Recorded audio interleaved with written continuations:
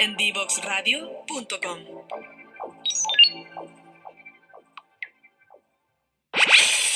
Conoce toda nuestra programación en www.divoxradio.com. Ya estamos de vuelta y aquí en nuestro programa nos acompaña Bernardita Fres. Bernardita es directora de la Fundación Juntos por la Reinserción. Bernardita, ¿cómo estás? Muchas gracias por acompañarnos. Hola Andrés, muchas gracias a ti por la invitación. Bueno, para partir un poco, yo quería que me pudiera contar un poco de la fundación, de lo que se dedican ustedes. Entonces yo quería consultarle respecto a la misión, la visión, a lo que es la reinserción social particularmente, en la comunidad con la cual ustedes trabajan. Sí, por supuesto.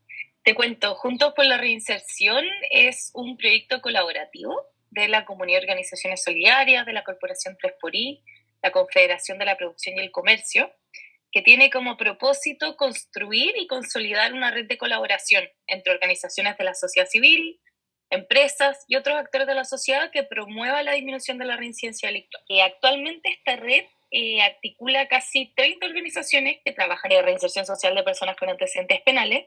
Hay hartas bien conocidas, por ejemplo, esta Redacción Carcelaria, ONG Lea Sur, Confapre, Paternitas, y también hay muchas empresas o emprendimientos que contratan, emplean al fondo y capacitan a personas con antecedentes penales, como Nobu, Raíz Nativo, Las Condenadas, Minca.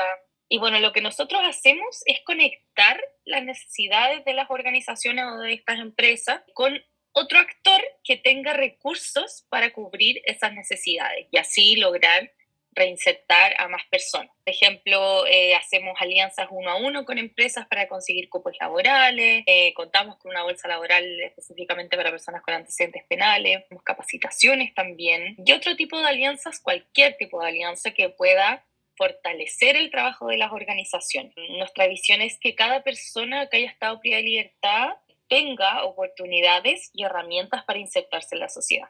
Y si ustedes me pudieran contar un poco de su historia, cómo surge esto, desde qué año están trabajando. Nosotros estamos trabajando desde el año 2018, que se hizo un encuentro público-privado, fueron altas autoridades, el Ministerio de Justicia, Derechos Humanos, el Ministerio de Desarrollo Social, el Ministerio del Trabajo, fueron empresarios, fueron fundaciones, corporaciones que trabajan en reinserción, fueron personas que estuvieron privadas de libertad y sus familias, por ejemplo. Y en este encuentro, las fundaciones, Gendarmería y los actores que trabajan con las personas privadas de libertad expusieron con harto dolor en el fondo y frustración que el trabajo que ellos hacen, en definitiva, cuando esta persona sale en libertad y no tiene acceso al trabajo, todo el trabajo previo de las fundaciones y de Gendarmería se ve mermado en el fondo porque la persona sale, no tiene una oportunidad laboral y esto conduce sin querer a que la persona vuelva a delinquir. Entonces, en el fondo se constituye como un círculo de la delincuencia que no tiene fin al ver que las personas no tienen esa oportunidad de poder romper con este círculo. Entonces, en este encuentro, que fue el año 2018, se llegó a un inédito pacto público-privado que busca reinsertar a la mitad de la población penal chilena, donde los empresarios, la CPC, la Confederación de la Producción y el Comercio, toma el compromiso de que cada mediana y gran empresa para un trabajo a una persona que haya estado privada de libertad. Este fue un gran salto de política pública. Se generó el proyecto MASR, que es un proyecto que está instalado en el Ministerio de Justicia. Y en este proyecto, la gran innovación es que incluye el acompañamiento y la inserción laboral dentro de la capacitación. Entonces, la persona que está recluida tiene acceso a esta capacitación, a este acompañamiento por una persona, un acompañamiento psicosocial, y una vez que termina todo este proceso de capacitación, se culmina en una inserción laboral.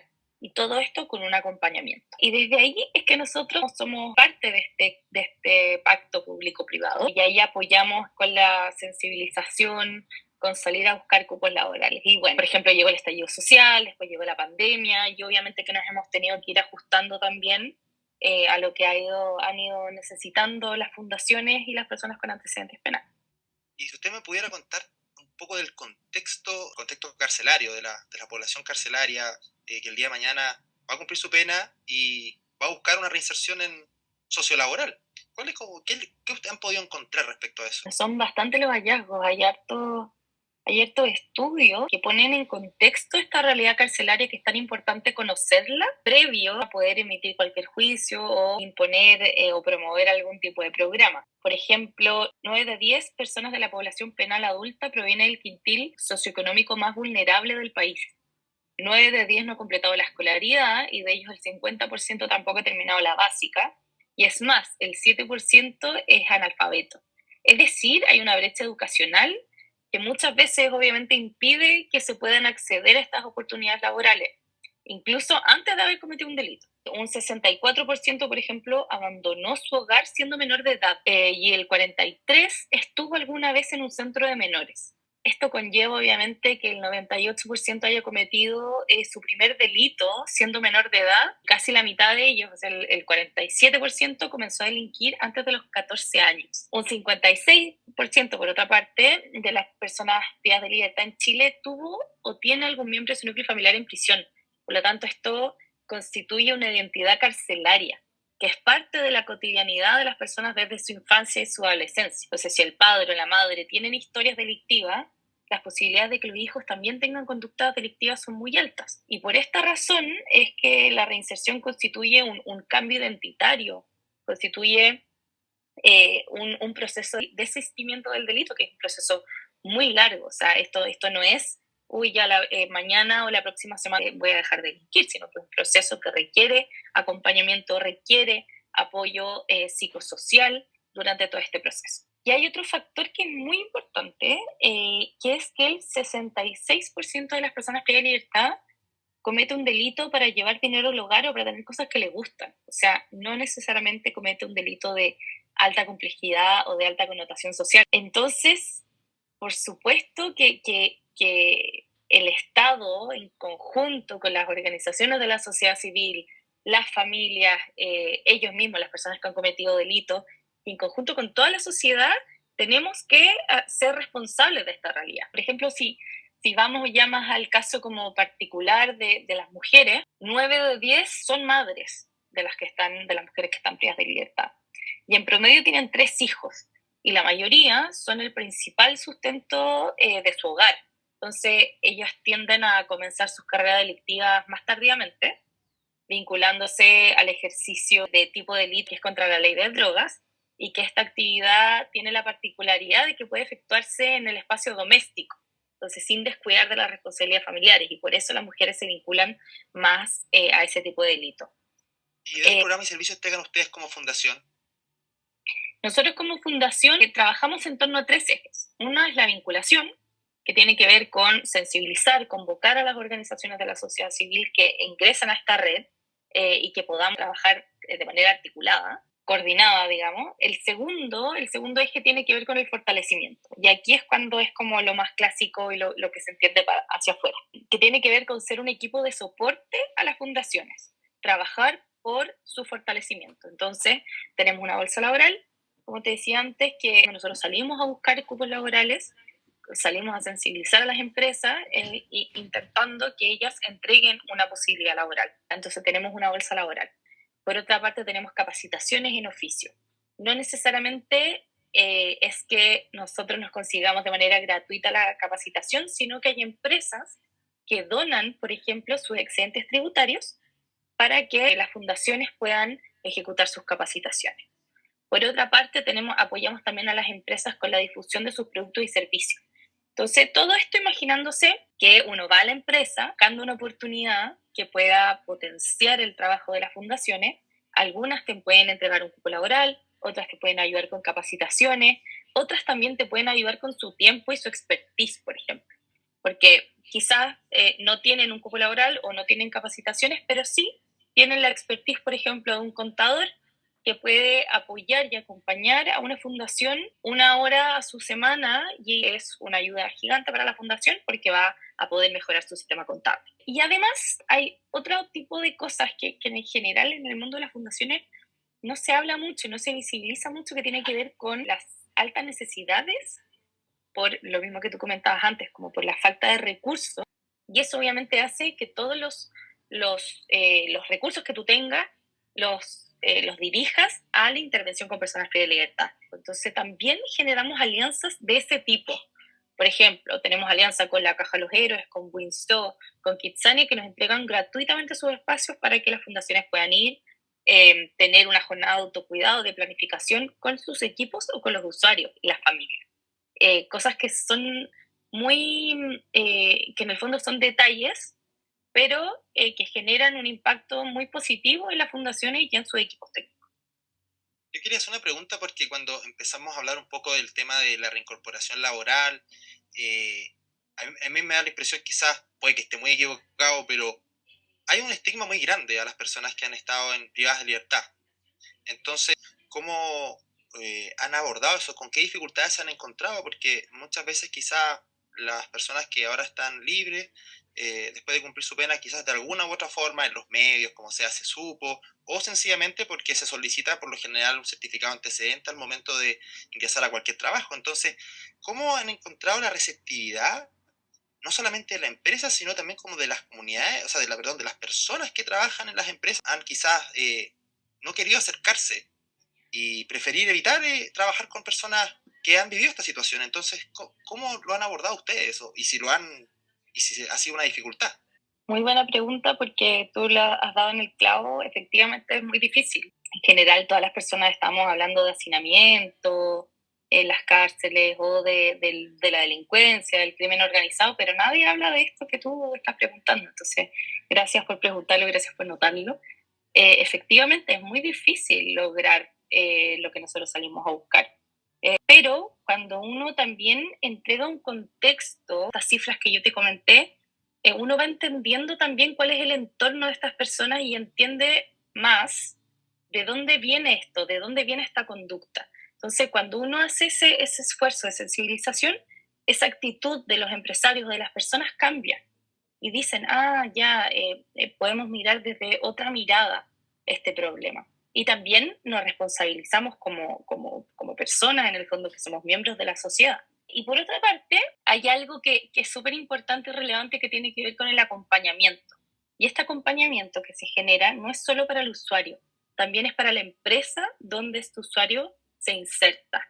Entonces ahí acompañamos al equipo de trabajo que siempre tiene muchos miedos y dudas y riesgos, porque es normal. La edad no está vinculada tan de cerca con personas con antecedentes penales, por eso es lógico que las personas que tengan algún tipo de acercamiento con esta realidad sientan ese miedo, ese resquemor. Y para eso justamente nosotros acompañamos a la empresa en todo este proceso. Muchas veces hay empresas que en realidad no lo necesitan y con unas reuniones también, y otros que necesitan 5 reuniones o que vayan hartos equipos de trabajo y hacerles soporte y que los equipos de manera regular, o sea, frecuente, puedan tener como un espacio disponible para exponer sus dudas, sus inquietudes. Oye, me sucedió esto el viernes pasado, ¿cómo puedo abordar esta situación?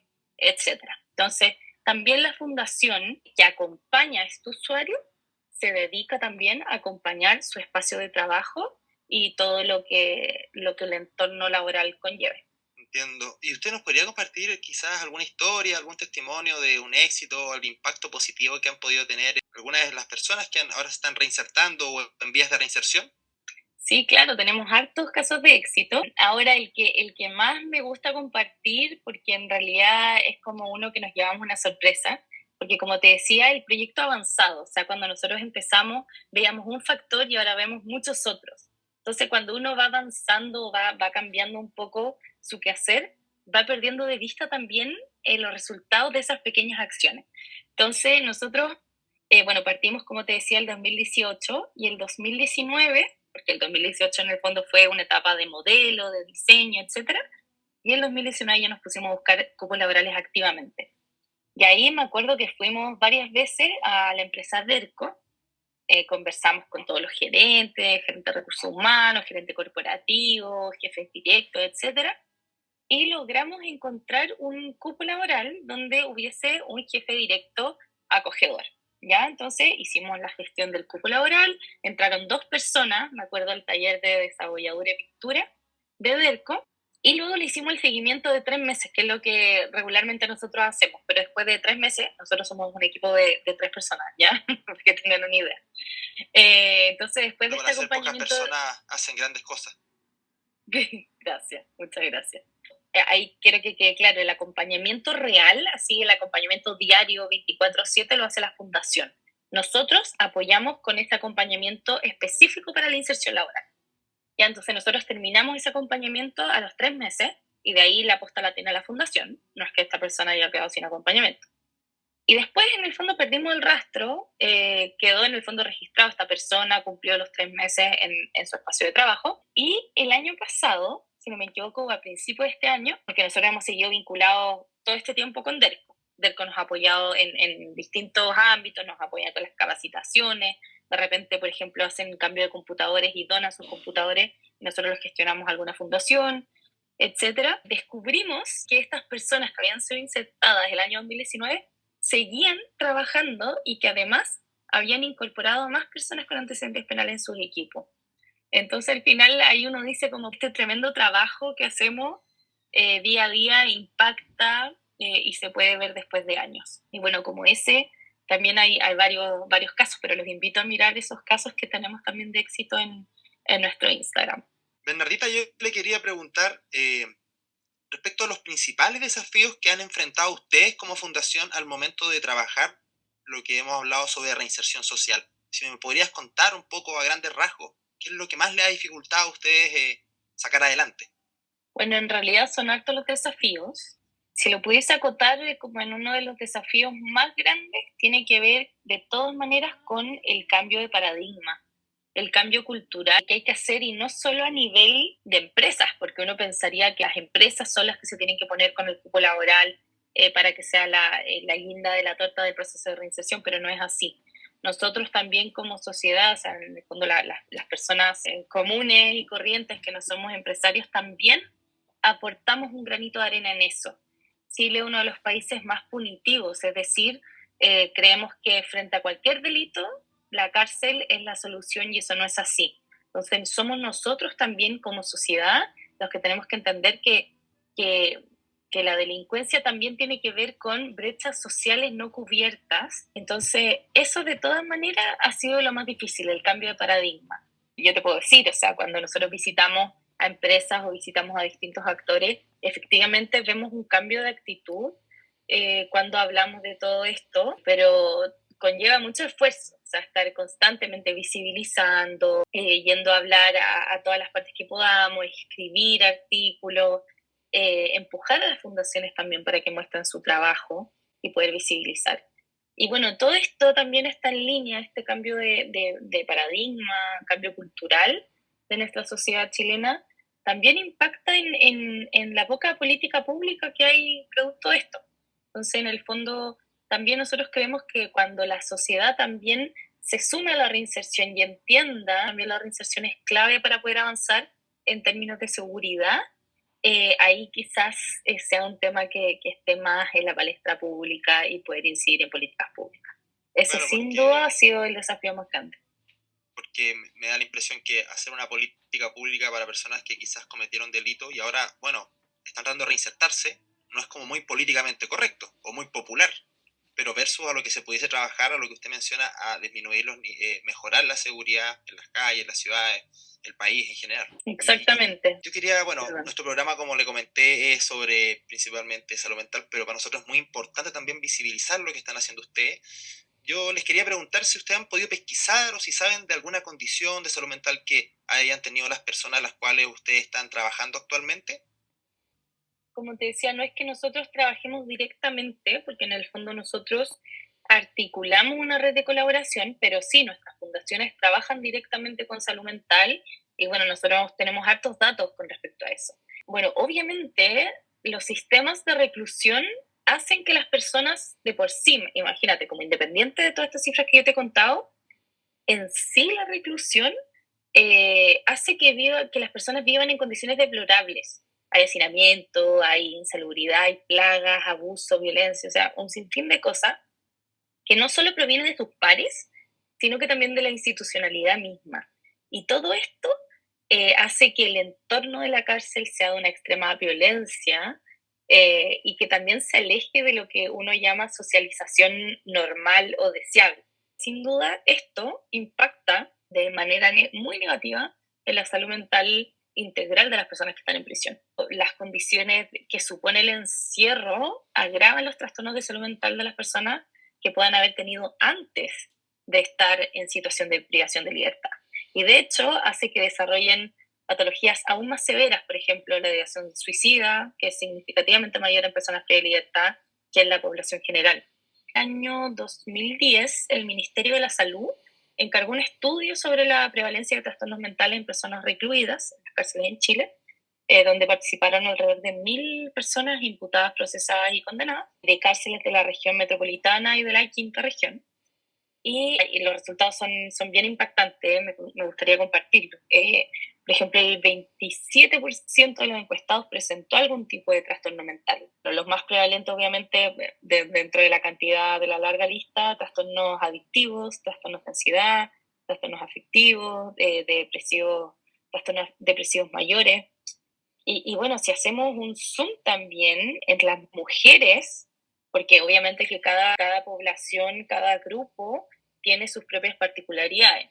Entonces, por ejemplo, si vemos las mujeres, solamente el 20% reporta haber recibido atención en la salud mental. O sea, es una escasa atención dentro de los recintos penitenciarios. Por ejemplo, el 19 de ellas declara haber tenido algún intento suicida al interior de la cárcel. El 31 ha tenido la ideación suicida en el último año. El 62% de las mujeres privadas de libertad cuenta con un historial de vulneraciones y abusos.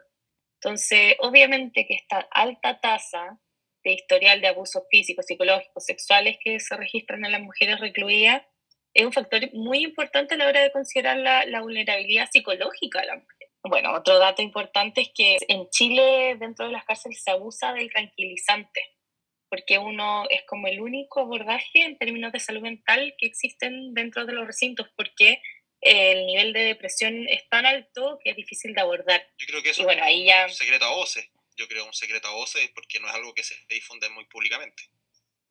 Exactamente. Y bueno, nosotros escuchamos las experiencias de cerca de las organizaciones que trabajan con nosotros. Nos cuentan, de hecho, la Fundación Calén, que está en Los Lagos, nos comentaban que no hay acceso a salud mental, a atenciones de salud mental en Los Lagos, en Puerto Montt.